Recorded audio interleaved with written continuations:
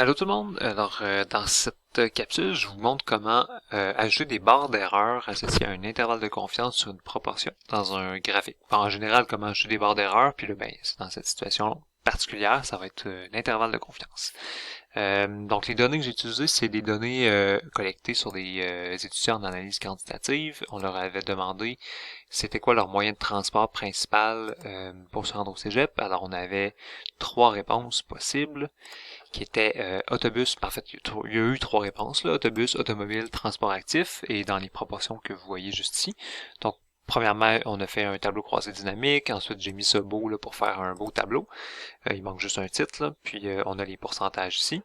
Puis on a représenté ça sous forme de graphique. Ce que j'aimerais faire, c'est calculer l'intervalle de confiance pour chacune de ces trois proportions-là et puis représenter l'intervalle de confiance par une barre d'erreur sur le graphique. Donc voir une barre qui montre un peu la précision avec un certain niveau de confiance pour ces trois proportions. Quand on veut les généraliser à l'ensemble du cégep. Donc là, c'est 226 personnes, mais si on voulait généraliser à l'ensemble du cégep, ça donnerait combien à peu près?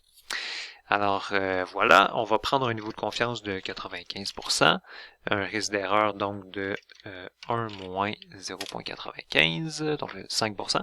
La taille de l'échantillon, c'était 226, on la voit bien là, elle est juste donnée ici, magnifique, 226.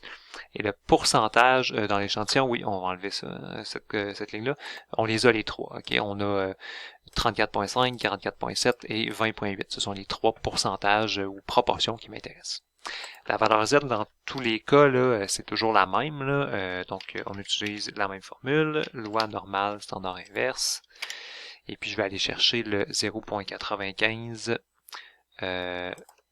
plus un risque d'erreur divisé en deux, toujours pour la même raison. Retournez voir la capsule sur les intervalles de confiance, là, si c'est pas clair pour vous. Donc 1.96 ici. Et puis là, j'ai trois marges d'erreur. Vous allez voir, je vais essayer d'être efficace dans le calcul. J'ai toujours la même valeur Z. Donc tout de suite, je vais bloquer cette case-là. Je vais toujours prendre cette même valeur Z-là, à laquelle je vais multiplier. Et là, je vais appliquer la formule, là, racine. Et là, je vais aller chercher la proportion qui m'intéresse, fois 1 moins cette même proportion-là, divisé par la taille de l'échantillon, 226, que je vais bloquer, parce que cette case-là, je veux jamais qu'elle bouge. J'aurais pu, il y a sur 226, j'aurais pu en prendre un autre, là, ce 226-là à la place. Je le bloque pour pas que cette case-là ne bouge quand je vais glisser la formule. Alors, la marge d'erreur pour la première proportion, c'est 6,2%. Mais là, si je glisse vers le bas, ça va s'ajuster en prenant les proportions qui sont en dessous de la précédente. Remarquez que la marge d'erreur varie un petit peu. La marge d'erreur est toujours plus grande pour les proportions qui sont plus proches de 50%. Alors, la plus grande marge d'erreur, c'est celle qui est sur le 44,7% pour l'automobile. La moyenne, c'est la deuxième pour le 34,5, puis la plus petite pour le 20,8, pour la raison que ce qui optimise le P fois 1 moins P, c'est la valeur 0,5. Vous verrez ça plus en calcul différentiel, mais c'est le maximum d'une parabole, c'est le sommet d'une parabole. Donc voilà, j'ai mes marges d'erreur qui sont ici. Maintenant, il me reste à les ajouter en plus ou moins sur chacune de mes proportions. Ce que je dois faire, c'est aller dans mon graphique et dans les options ici à droite, j'ai des barres d'erreur. Je peux juste cliquer dessus. Et là, vous voyez, il y a des barres d'erreur qui s'ajoutent, mais c'est très nébuleux.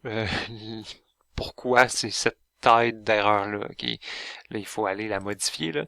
Alors ici, quand je clique dessus, tout de suite, j'étais dans mes options, mais s'il n'y avait pas eu les options qui avaient été sélectionnées, je vais juste cliquer ici et je vais aller dans Format des barres d'erreur. Et là, je vais vouloir expliquer à Excel comment choisir les bonnes erreurs. Alors, vous voyez, vous avez plusieurs des petites variations sur comment on fait afficher nos barres d'erreur, mais elles étaient comme je les voulais. Moi, c'est dans les marges d'erreur ici là, que je vais choisir. Je vais prendre personnaliser. Et puis, je vais aller faire spécifier une valeur. Et la valeur d'erreur positive et négative va être la même. Là. Valeur d'erreur positive, ça va être mes trois marges d'erreur ici. Elles vont s'ajouter respectivement à chacune des trois. Et ensuite, pour les valeurs d'erreur négatives, on va aller chercher les mêmes, okay, parce que notre marge d'erreur s'applique aussi bien dans le plus que dans le moins. Là, on va faire plus marge d'erreur, moins marge d'erreur. Alors voilà, on fait OK. Et voilà, Mon graphique s'ajuste et là, c'est pas super visible parce que les trois marges d'erreur se ressemblent quand même beaucoup, là.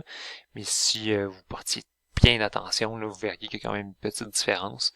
Cette barre-là devrait être plus grande que les autres. Bon, c'est pas super facile à voir, là, mais c'est bien le cas. Alors voilà, c'est comme ça qu'on ajuste, qu'on ajoute une marge d'erreur à un graphique.